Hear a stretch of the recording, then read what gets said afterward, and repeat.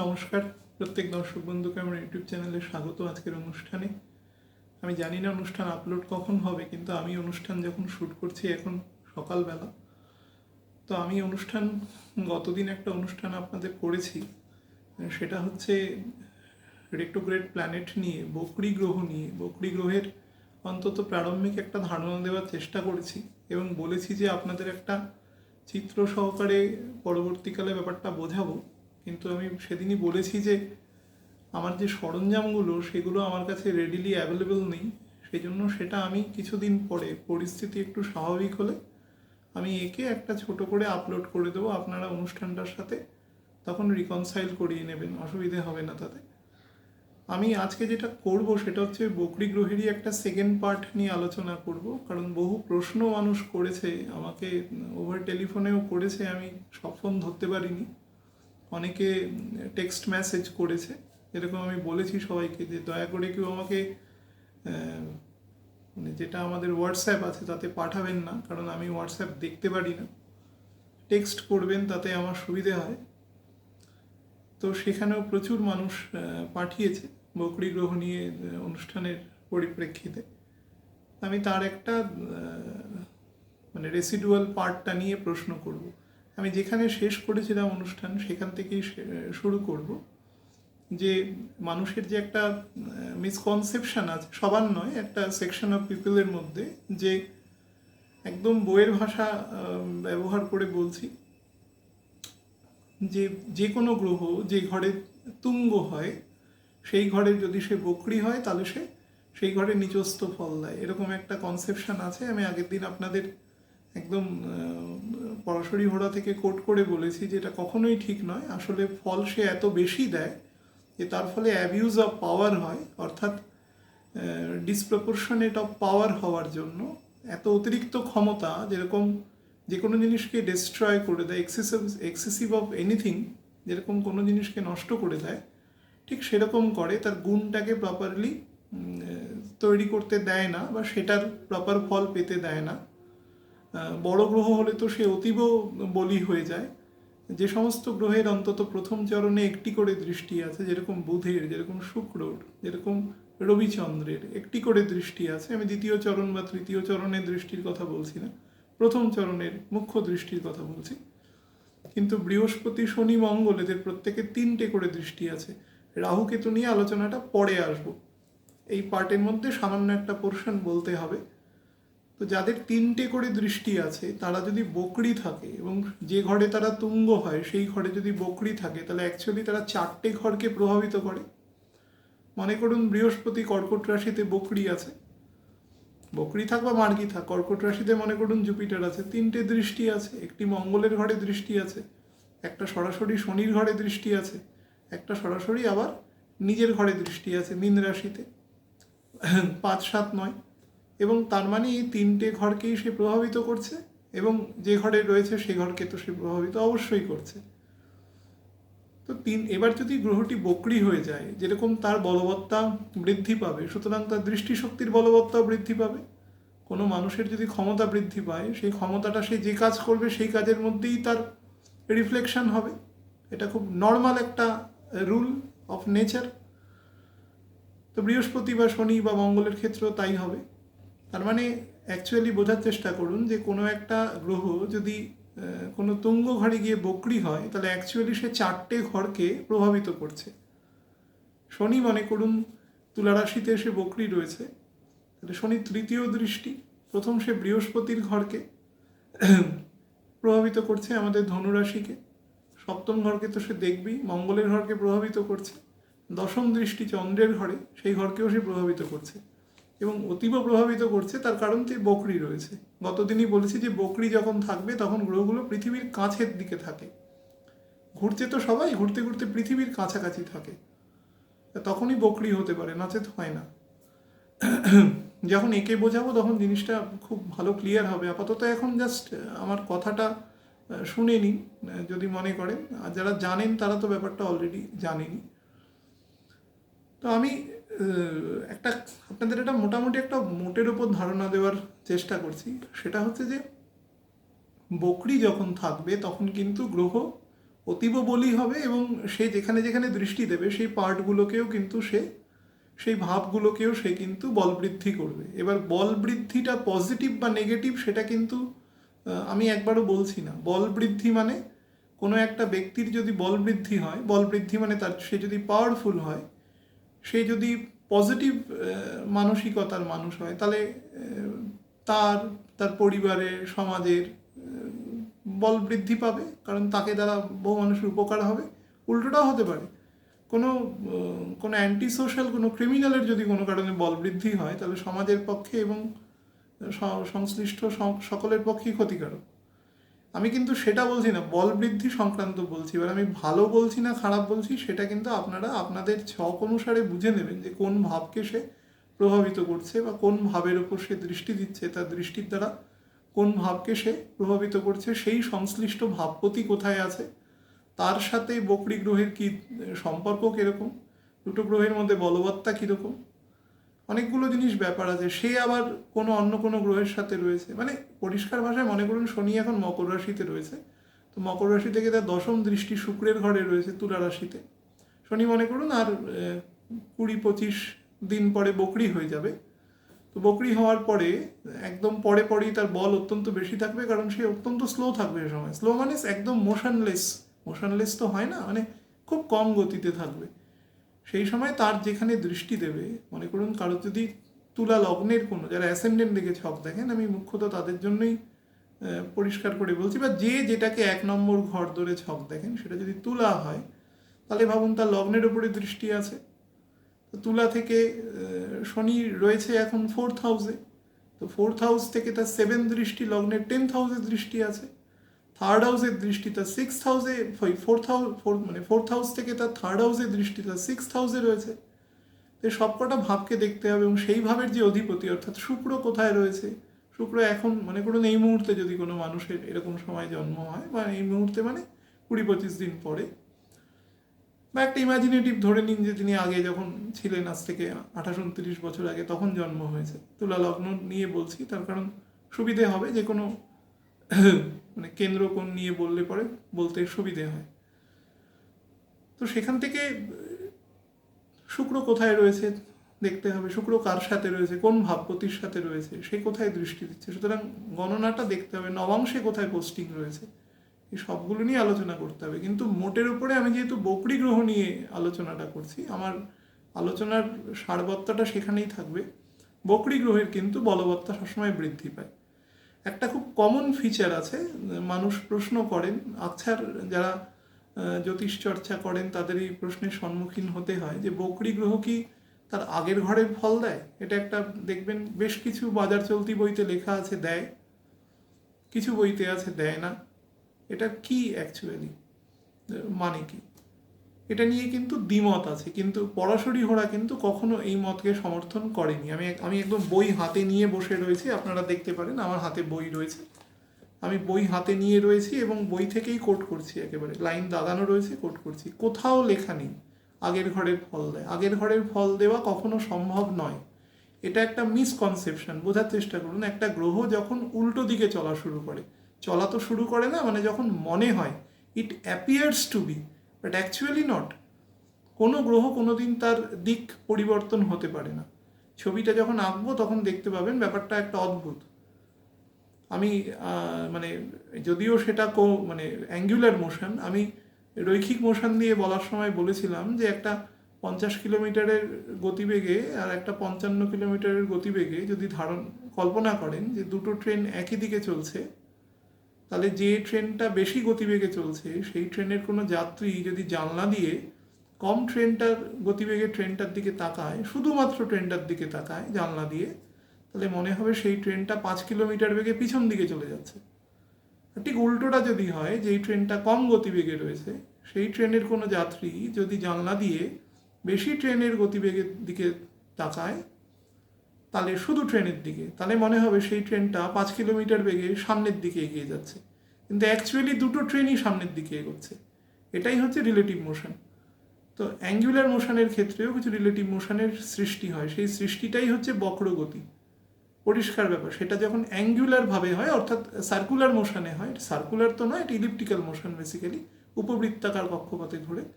তো আমি তর্কের মানে বোঝার সুবিধার্থে সার্কুলারই বলে নিচ্ছি।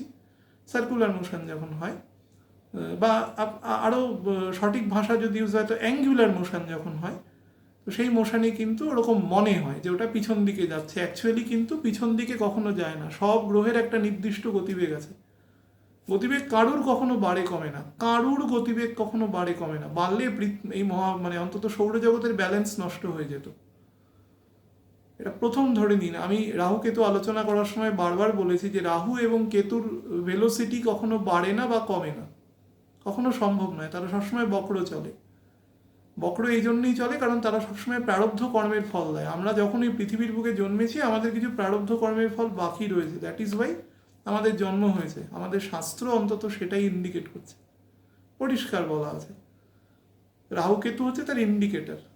রাহুর দশায় আমি বহু ক্ষেত্রে বলি যে শতকরা দেখবেন 0.1% লোক তার জীবন ভালো গেছে। যায় না তা নয়, ভালো যায়, কিন্তু খুব কম। সেরকম প্রকৃতির লোক হতে হবে। মেজরিটি লোকই কিছু না কিছু ডিস্ট্রেস তাকে ভোগ করতে হয়। সেটা শারীরিক হতে পারে, মানসিক হতে পারে, আর্থিক হতে পারে, বা সব কিছুই অল্প অল্প করে হতে পারে, সামাজিক হতে পারে। অনেক রকম সমস্যা হয়, পারিবারিক বিরিভমেন্ট হতে পারে। তো কারোর আবার সব কিছু অল্প অল্প করে দিল, কারোর আবার খুব সামান্যর ওপর দিয়ে গেল। এটা নির্ভর করে প্রারব্ধ কর্মের ওপর, এবং এই কর্মফলকে কোনোদিন কাটানো যায় না। অ্যাকচুয়ালি কিছুই কাটানো যায় না কখনো। কাটানো কথাটাই একটা বাজার চলতি কথা, এবং এটাকে খুব বাজেভাবে ইউজ করা হয়। মাঙ্গলিক কাটিয়ে দেবে, মুখ কাটিয়ে দেবে। আমাকে প্রশ্ন করে অনেক লোকে, কী করে কাটাবে? আমি তো গ্রহটাকে কি একটা ঘরকে আগে করিয়ে দেওয়া যায়? শাস্ত্রীয় মতে কিছু বিধান আছে যেগুলো করলে মানুষের প্রভাবগুলো কমে। তার জন্য সাবমিশন বিফোর গড দরকার। কোনো একটা পুজো আর্চা করলেই কি সেটা কেটে যায়? আমাকে বহু মানুষ প্রশ্ন করে, এবং অনেক জ্ঞানী মানুষ প্রশ্ন করে। তার লার্নেড লোক, কথা বললে বোঝা যায়, কিন্তু একটা বাজার চলতি কথা প্রচলিত হয়ে গেছে, তাই প্রশ্ন করে। কাটিয়ে দেবে? কি করে কাটিয়ে দেবে?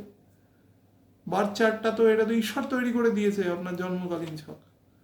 অ্যাস্ট্রোলজার যেটা করতে পারে সেটা হচ্ছে, যদি প্রপার সময় ছকটা পায় তাহলে কিছুটা ডাইভারশন করতে পারে, স্লাইট।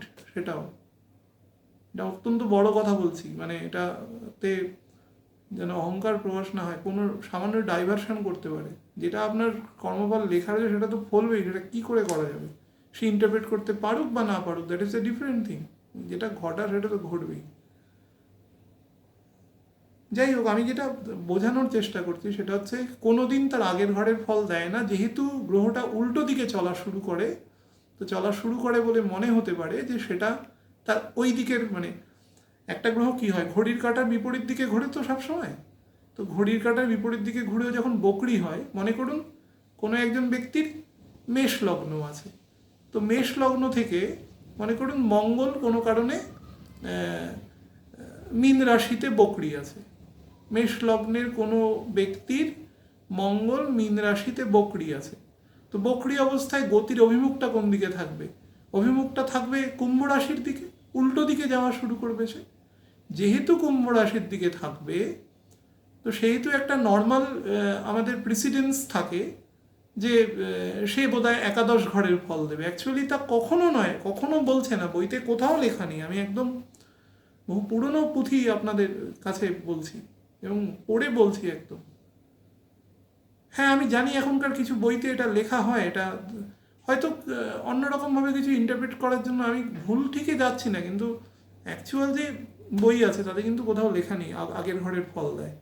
আমি এমন কিছু বইও পেয়েছি যাতে লেখা আছে যে ছোট গ্রহ যেগুলো, ছোট গ্রহ মানে বুধ আর শুক্র, মঙ্গল হচ্ছে মাঝারি প্রকৃতির গ্রহ, বকরি অবস্থায় সে প্রায় বড় গ্রহের রূপ ধারণ করে, নর্মাল অবস্থায় মাঝারি প্রকৃতির গ্রহ, 1.5 মাস থাকে একটা ঘরে। বৃহস্পতি শনি হচ্ছে বড় গ্রহ, রাহু কেতু কোনো গ্রহ নয়। তো এই 5 জনের মধ্যে ছোট গ্রহ যে দুটো, সে দুটো নাকি এক্সক্লুসিভলি আগের ঘরের ফল দেয়। বড় গ্রহগুলো কিন্তু সেরকম করে না। মঙ্গলের ক্ষেত্রে সেটা ছক সাপেক্ষে নির্ণয় করতে হবে, এরকমও একটা মত প্রচলিত আছে। কিন্তু এখানে কিন্তু কোনো ক্লাসিফিকেশন করেনি, একদম ডিরেক্ট বলছে যে এরকম কোনো কিছু নেই।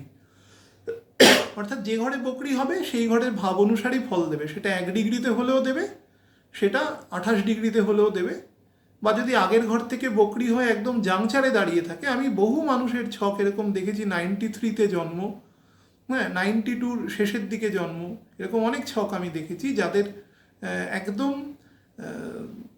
কুম্ভ এবং মকরের একদম জাংচারে স্যাটার্ন রয়েছে। মানে কুম্ভ থেকে 92-র শেষে বা 93-র শুরুর দিকে এমন একটা সময় আছে, আমার অ্যাকচুয়াল টাইমটা মনে নেই, আপনাদের মধ্যে যারা খুব উৎসুক তারা দেখে নিতে পারেন একবার, বাট আমি টেন্টেটিভ টাইমটা বলে দিচ্ছি। মানে 92-এর মনে করুন সেপ্টেম্বর অক্টোবর থেকে 93-এর সেপ্টেম্বর অক্টোবর, এই 1 বছরের মধ্যে কোনো একটা সময়ে শনি একবার কুম্ভ রাশিতে গিয়ে আবার মকরে ফিরে আসবে। তো মকরে যখন ঢুকবে, আমি এরকম সময় একটা ছক দেখেছি, একদম 29 ডিগ্রি 59 মিনিট এরকম সেকেন্ডে দাঁড়িয়ে আছে। তাহলেও কিন্তু সে মকর রাশিরই ফল দেবে, সে কুম্ভ রাশির ফল দেবে না। হ্যাঁ, ফল নির্ণয় করার সময় তখন নবাংশ দেখতে হবে, তার প্রকৃতি দেখতে হবে। এবং অনেকবার বলেছি যে স্যাটার্ন হচ্ছে এমন একটা রাশি, মানে এমন একটা শনির ঘর, এমন একটা রাশি, দুটো ঘর পরপর, কোনো গ্রহ এরকম নেই, দুটো ঘর 60 ডিগ্রি মিলে একটা ঘর। আর নাম্বার 2 হচ্ছে শনি হচ্ছে এমন একটি গ্রহ যে 29 ডিগ্রি ক্রস করেও ফল দেয়, কোনো গ্রহ ফল দেয়, নট ইভেন রবি। রবি যদিও সেভাবে ডিরেক্ট ফল দেয় না, অনেকবার আলোচিত হয়েছে বিষয়টা, কিন্তু 29 ডিগ্রির পরে কিন্তু রবি পুরো একদিন একদম ইনঅ্যাক্টিভ স্টেজে থাকে, অর্থাৎ বছরে 12 দিন রবি কিন্তু ইনঅ্যাক্টিভ থাকে অনেকটা। রাজা তখন নিদ্রায় যায়, মানে শাস্ত্রে আর কি লেখা আছে, রাজা তখন নিদ্রা যাপন করে, এরকম একটা বোঝানোর জন্য লেখা আছে। তো বছরে 12 দিন, মানে 365 থেকে 12 বাদ দিলে বাকি 253 দিন কিন্তু রবি অ্যাক্টিভ। আর শনি কিন্তু সর্বাবস্থায় অ্যাক্টিভ, 0.1 ডিগ্রি ঢুকলেও আবার 29 ডিগ্রি 59 মিনিট 59 সেকেন্ডেও সে অ্যাক্টিভ। স্যাটার্নের বিষয়টা আলাদা, স্যাটার্ন যেহেতু জাইগেন্টিক প্ল্যানেট, একটা জায়গা থেকে একটা জায়গায় যেতে অনেক সময় লাগে, নর্মালি ওর গতি অনেক কম, বকরি হলে তো আরও কম। বক্র অবস্থায় শনি সর্বোচ্চ গতি 3 মিনিটের থেকে একটু ওপরে থাকে, 3.5 মিনিটের মতন থাকে, 4 মিনিটও যায় না কখনো। বুধের ঘরে কখনো কখনো 4 মিনিট যায়, সেটা দেখতে হবে সেই মুহূর্তে, অন্য ঘরে কিন্তু খুব একটা যায় না। এবার আমি কতগুলো কথা বলছি। বকরি থাকা অবস্থায় যেসব মানুষের জন্ম হয়, মনে করুন মে মাসের 15 তারিখের পরে যাদের জন্ম হবে, তারা 3টে গ্রহ পরপর বকরি পাবে, পরপর 3টে প্ল্যানেট বকরি পাবে। প্রথম যে প্ল্যানেটটা বকরি পাবে সেটি শনি, বৃহস্পতি, শুক্র, 3টে প্ল্যানেট বকরি পাবে। কিছুদিনের মধ্যে বুধও বকরি হবে মিথুন রাশিতে গিয়ে, সম্ভবত জুন মাসের সেকেন্ড উইক নাগাদ বকরি হবে। তো এই সময় যাদের জন্ম হবে, বকরি থাকা অবস্থায় যাদের জন্ম হয়, বারবার বলছি, তাদের প্ল্যানেটগুলো পৃথিবীর খুব কাছাকাছি থাকে, অর্থাৎ সেই ব্যক্তির ওপরে সেই প্ল্যানেটের প্রভাব খুব বেশি থাকে। পৃথিবীর কাছাকাছি থাকে মানে আমাদের সবারই কাছাকাছি আছে, তার বল বৃদ্ধি হচ্ছে সেই গ্রহের, সুতরাং সেই যে ভাবে থাকবে, সেই ভাবপতির সাথে তার কতটা রেজাল্ট্যান্ট সে এফেক্ট দিতে পারবে সেটা তার ছক দেখে দেখতে হবে, কিন্তু অলরেডি তার শক্তি অনেক বেশি থাকবে। আমি দুটো উদাহরণ দিয়ে আলোচনাটা শেষ করব, রাহু কেতুর পার্টটা আর একটু বলে নেব তার আগে, মানে এই বিষয়টার আগে। দেখবেন আমি আগের দিন একটা উদাহরণ দিয়েছিলাম যে আমার এক বন্ধু আছে যার 1 জানুয়ারি 1978 সালে জন্ম, এবং তার বৃহস্পতি রয়েছে আমাদের মিথুনের ঘরে বকরি, মঙ্গল রয়েছে তারপরে কর্কটের ঘরে বকরি, এবং সিংহের ঘরে শনি বকরি রয়েছে, পরপর 3টে প্ল্যানেট বকরি রয়েছে। তো এইরকম মানুষের আমি 1977-এর প্রায় শেষ দিক থেকে, মানে আমি কিন্তু শনি বকরি নিয়ে মুখ্যত বলছি, বড় গ্রহ, বৃহস্পতির এফেক্ট তো বুঝেই নেবে। এই সময় যাদের জন্ম হয়েছে, মানে মোটামুটি ধরুন 1980 সালের প্রায় জুন মাস পর্যন্ত, এই সময় শনি সিংহ রাশিতে অবস্থান করেছে। আমি 3টে রাশি নিয়ে বলবো, মুখ্যত সিংহের ঘরে, এখন মকরের ঘরে এবং মেষের ঘরে, এই 3টে ঘর।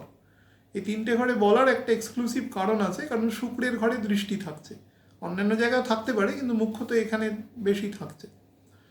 সিংহের ঘরে থাকাকালীন শুক্রের ঘরে দৃষ্টি আছে। এই সময়ে যে কোটি কোটি মানুষের জন্ম হয়েছে, এই যে ফেজটাতে আমি বলছি, ধরুন 1977-এর শেষ দিক থেকে, মোটামুটি অক্টোবর নভেম্বর থেকে 1980 সালের জুনের মধ্যে, 1980 সালের 21শে মে শনি আবার ডাইরেক্ট হয়েছে, মানে এর মধ্যে 3বার শনি ডাইরেক্ট এবং ইনডিরেক্ট হয়েছে।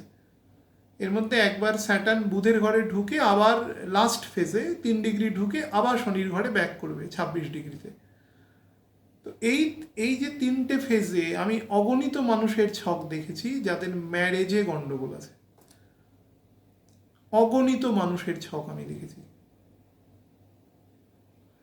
তো এটা আমি এই কারণে বলছি এক্সক্লুসিভলি, ঠিক 1990 থেকে 1992 সালের যে সময়টা আমি বললাম যে মকরের মধ্যে শনি রয়েছে, এই আজ থেকে 28 বছর 28.5 বছর আগে যাদের জন্ম হয়েছে মকরে শনি রয়েছে, এখান থেকেও দশম দৃষ্টি আছে আমাদের শুক্রের ঘরে। এদেরও কিন্তু এখানে অনেকে পুরুষ আছে যাদের বিবাহ হয়নি এখনো, অনেকের আবার হয়েওছে, কিন্তু যারা ধরুন জাতিকা তাদের একটা বড় সংখ্যক জাতিকারই বিবাহ হয়ে গেছে। আমি কিন্তু বহু জাতিকার দেখেছি ম্যারিড লাইফে কোনো প্ল্যানেটারি প্রবলেম নেই কিন্তু গন্ডগোল করেছে। এটা আমি একদম আমার এক্সপিরিয়েন্স শেয়ার করছি। যারা ছক দেখেন তারা, বিশেষ করে বকরি শনিতে জন্ম, আমার এই কনটেক্সটটা উল্লেখ করে দেওয়া উচিত ছিল, মাফ করবেন আমাকে শুরুতে। এই 2.5 বছর ধরে তো শনি বকরি থাকবে না, এর মধ্যে 5-10 মাস আর মোটামুটি 1 বছর, মানে 2.5 বছরের 1 বছর শনি বকরি থাকে। তো 1 বছরের মধ্যে যাদের জন্ম হয়েছে, ইরেসপেক্টিভ অফ নক্ষত্র, বারবার বলছি, পুরো প্ল্যানেটটা যখন যখন বকরি দেখেছি তখন আমি দেখেছি ম্যারিড লাইফে গন্ডগোল আছে। অর্থাৎ বক্র অবস্থায় আরেকটা সময় দেখেছি 1968 একদম শেষের দিক থেকে মোটামুটি 70 সাল পর্যন্ত, 70-এর প্রায় ধরুন এই জুলাই আগস্ট হয়তো হবে, মেষ রাশিতে শনি রয়েছে। এই অবস্থাতেও যেই ফেজে শনি বকরি রয়েছে সেই ফেজে কিন্তু আমি ম্যারিড লাইফে গন্ডগোল দেখেছি, কারণ সপ্তম দৃষ্টি শুক্রের ঘরে আছে। এই কথাটা আমি কেন বলছি, ম্যারিড লাইফটা হচ্ছে, আপনারা বিভিন্ন রকম প্রশ্ন করেছেন সেজন্য আমি উত্তর দিচ্ছি, এগুলো এত ইনক্লুসিভ উত্তর আমি কখনো নর্মালি দিই না, কারণ এগুলোতে অনেক মিস ইন্টারপ্রেট হয়, কিন্তু তবুও আপনাদের জন্য আমি বলছি। সেটা হচ্ছে যে এই সময় নবাংশ দেখতে হবে, অনেক কিছু দেখতে হবে। আমি কিন্তু 2টো শব্দ ইউজ করেছি, সংখ্যাগরিষ্ঠ, মানে অনেক লোকে, আমি যদি 100টা ছক এই সময় বকরি গ্রহের দেখে থাকি তার মধ্যে দেখা যাবে যে 60 থেকে 65টা ছক এরকম দেখি যাদের ছকে ম্যারেজ রিলেটেড ট্রাবল নেই কিন্তু তাও ট্রাবল আছে। ইভেন জাতক হলে জাতিকারও মানে উল্টো দিকে স্পাউসেরও প্রবলেম নেই, বা মানে হাজব্যান্ড হলে ওয়াইফেরও, বা ওয়াইফ হলে হাজব্যান্ডেরও প্রবলেম, দুজনের ছকই ক্লিন আছে অ্যাটলিস্ট। আমরা যে জায়গাগুলো দেখে ম্যারেজ লাইফে প্রবলেম দেখি সেই প্রবলেমগুলো নেই, কিন্তু প্রবলেম হয়।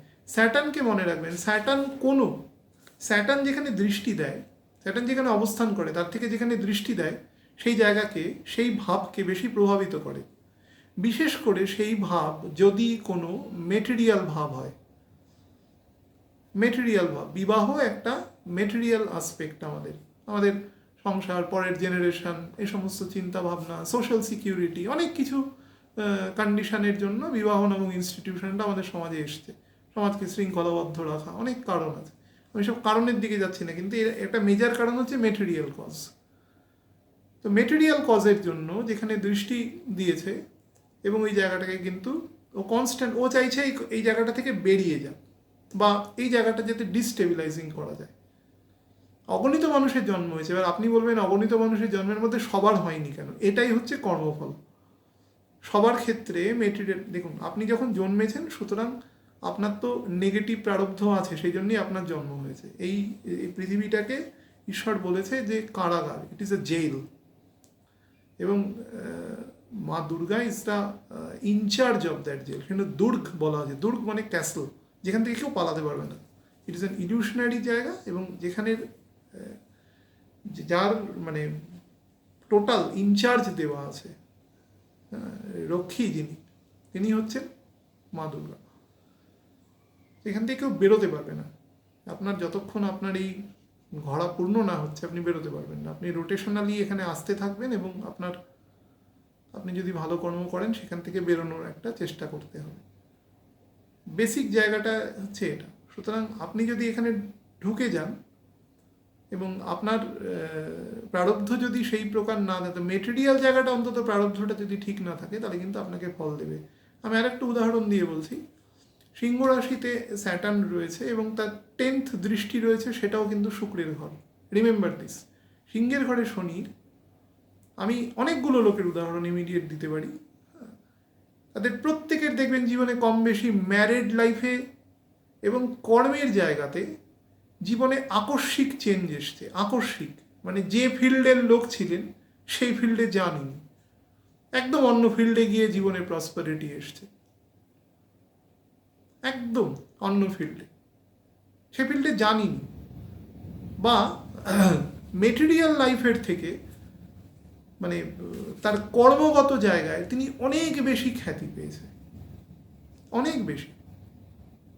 আমি মানে বিশেষ করে যদি বকরি থাকে, আমি বকরির জায়গাটা ক্যালকুলেশন করে আপনারা দেখবেন, অতি অসংখ্য বিখ্যাত লোকের সবসময় জন্ম হয়, ভগবান সব সব সব মানে সেক্টরই জন্ম দেয়, সেই জন্য প্রত্যেক মুহূর্তে জন্ম দেয়। কিন্তু আপনারা এই সময়টা দেখবেন তাদের প্রত্যেকেরই দেখবেন কর্মজীবনে, বিশেষ করে স্যাটার্ন যখন থেকে প্রভাব দেখানো শুরু করে সেটা হচ্ছে 36+ থেকে, এবং প্রভাবটা পূর্ণ দেওয়া শুরু করে 50-এর পর থেকে। 36 থেকে অল্প অল্প করে শনি তার ফল দেওয়া শুরু করে, একটু একটু করে। 36-এর আগে কার্যত শনির কোনো ফল হয় না। যদি ফল দেয় তাহলে শনি তাকে করে দেবে টোটালি আনসোশ্যাল, একদম ইন্ট্রোভার্ট, একদম নিজের মধ্যে থাকা, আত্মকেন্দ্রিক, ছোটোবেলা থেকেই স্পিরিচুয়াল বলবো না, তবে স্পিরিচুয়াল পথ খোঁজার জন্য সে চেষ্টা চালিয়ে যাবে কনস্ট্যান্ট। সাংসারিক কোনো কাজকর্ম করবে না, অত্যন্ত অলস উদাস প্রকৃতির, এরকম। শনি যদি ফল, অ্যাবারেটিভ ফল এটাকে বলা হয়, আপনার বয়সের আগে, যেটাকে প্রিকোসিয়াস ফল বলা হয়, অর্থাৎ অকালপক্ষ ফল, যে বয়সে ফল দেওয়া দরকার তার আগে ফল দিয়েছে। স্যাটার্নের ক্ষেত্রে ফল দেওয়ার প্রকৃষ্ট নিয়মে যে 36+ থেকে এবং 50 থেকে শনি পূর্ণ ফল দেয়। যদি বকরি দেখেন এ সময়, আমি কেন বলছি, কারণ এখানে দুটোই শুক্রের ঘরে, রবির ঘরই হচ্ছে এমন ঘর যে ঘরে শনির দুটোই শুক্রের ঘরে দৃষ্টি আছে, সেই কারণে বলছি। মানে 3rd হাউসেও দৃষ্টি আছে, আবার 10th হাউসেও দৃষ্টি আছে, এবং দুটোই শুক্রের ঘর। এবং 10th হাউসের সাথে আমাদের ডিরেক্টলি কর্ম রিলেটেড, এবং শুক্র মানে হচ্ছে যে কোনো ভোগ্যপণ্যের কর্ম। আমি কিন্তু এই সময় প্রচুর বকরি শুক্রের লোকেদের দেখেছি ভোগ্যপণ্যের ব্যবসা করে, কিন্তু নিজে ভোগী নয় এক ফোঁটাও।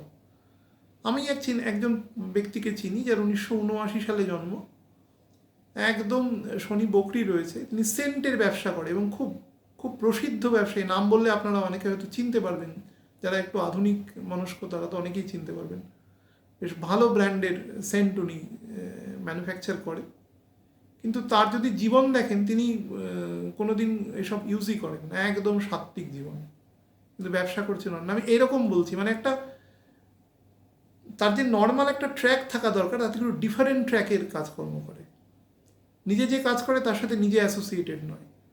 ব্যবসায়িক বুদ্ধি সব কিছু দিচ্ছে, কিন্তু নিজে অ্যাসোসিয়েটেড নয়। তো এই জাতীয় ফল দেয়, এবং ম্যারেজে কিন্তু এক্সক্লুসিভলি ফল দেয়। সেটা কিন্তু আমি 3টে সময় বললাম, 1990, 91, 92-ও প্রথম অন্তত 6 মাস তো অবশ্যই মকরের ঘরে শনি। এখনও যারা জন্মাচ্ছে তাদের শনি আছে।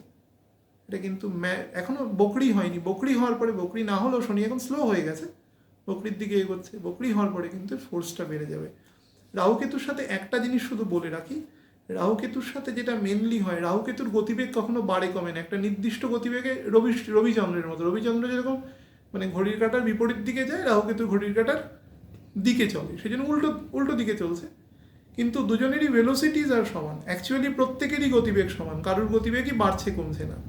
যেটা বাড়ছে কমছে সেটা হচ্ছে আমাদের নোশনটা, আমরা দেখছি ওভাবে মনে হচ্ছে, ইট অ্যাপিয়ার্স টু বি, বারবার বলছি, কিন্তু অ্যাকচুয়ালি কেউ কোনোটা বাড়ছে কমছে না। অ্যাকচুয়ালি প্রত্যেকের গতিবেগই সমান থাকছে। কোনোদিন না পৃথিবীর বাড়ছে কমছে, না মঙ্গল, না শুক্র, না শনি, কারণ নয়। রাহুকেতুর এটা এই জন্য হয়, রাহুকেতুর যে কর্মটা সেটা প্রিডেস্টেইন থাকে, অর্থাৎ এটা আপনাকে ভুগতেই হবে, কেউ বাঁচাতে পারবেন একমাত্র যদি ওপর মানে পরমেশ্বর যদি মনে করেন যে বাঁচাবেন, তাহলে বাঁচাতে পারেন। নর্মালি উনি মেটেরিয়াল জায়গায় হস্তক্ষেপ করেন না, যতটুকু শাস্ত্র পড়ে দেখেছি, বাট কিছু কিছু মানুষকে করে। ধ্রুবকে দিয়েছে, পড়েছেন আপনারা ভাগবত পুরাণে, এরকম কিছু মানুষকে করে। সবাই সেই লেভেলের লোক তো অন্তত এই যুগে পাওয়া খুব মুশকিল।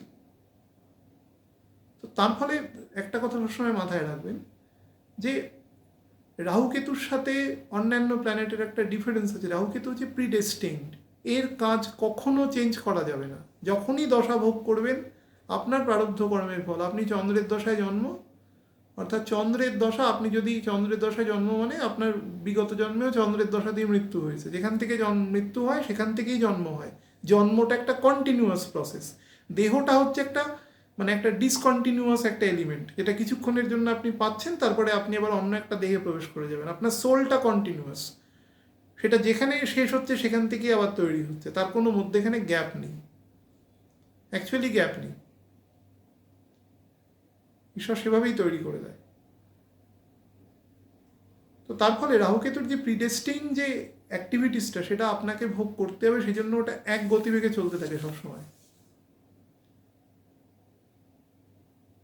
এটাই হচ্ছে রাহুকেতুর সাথে অন্যান্য মানে মেজর গ্রহগুলোর পার্থক্য। সেই জন্য দশা ব্যতি রেখে কিন্তু রাহুকেতুর এফেক্ট সবসময় কম হয়, মনে রাখবেন। বহু মানুষ আমাকে বলে যে বৃহস্পতির দশায় আছি, আমার এখন 40 বছর বয়স, রাহু এবং জায়গায় রয়েছে, রাহুকেতুর এফেক্ট কিন্তু কম হয়। হয় না আমি বলবো না, কম হয় সবসময়, কারণ ওর এফেক্ট সবসময় দশায় দেয়। অপেক্ষা করে বসে থাকবে আপনি 10 বছরে দশা পান, বা এমন দেখা গেল যে আপনি শুক্রের দশায় জন্ম, তো রাহু পাচ্ছেন গিয়ে শুক্রের পুরো পেয়েছেন, তো রাহু পাচ্ছেন আপনি মোটামুটি মনে করুন 45 বছর বয়সে গিয়ে, তখনই ফল দেবে। একটু আগে থেকে দেবে কিন্তু ফল দেবে। সেটার জন্য ওয়েট করে থাকতে হবে। এটাই হচ্ছে নর্মাল প্ল্যানেটের সাথে রাহুকেতুর পার্থক্য, এবং আমি আলোচনায় অলরেডি বলে দিয়েছি। এবং ওই আগের ঘরের ফলের বিষয়ের সাথে কোনো যোগ নেই। আগের ঘরের ব্যাপারটা সম্পূর্ণ এই অন্তত শাস্ত্র সেটা বলছে না। আপনারা যদি সেটা মানেন তাহলে সেই পদ্ধতিতেই বিচার করবেন, তাহলে ঠিক বা ভুল বিষয়ে আমি বলতে পারবো না অ্যাকচুয়ালি।